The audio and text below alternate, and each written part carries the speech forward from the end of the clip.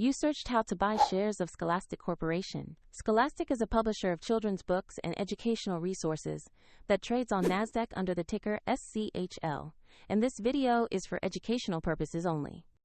To buy shares, you need a broker account, and I will use eToro as an example to show the process.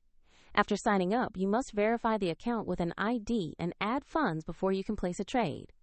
Use the platform search bar and enter the ticker SCHL to find Scholastic Corporation. Select the listing that matches the NASDAQ SCHL entry to ensure it is the correct stock.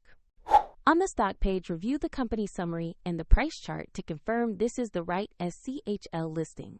Check the company description and market details before proceeding. Click Invest, enter the amount you want to buy, then review the order details carefully and confirm the trade. If the market is closed, your order may execute when it reopens, and if you lack sufficient funds, the platform will ask you to add money before confirming. Your new position will appear in your portfolio once the order is executed. For convenience, the example eToro link is in the description if you want to follow the same steps.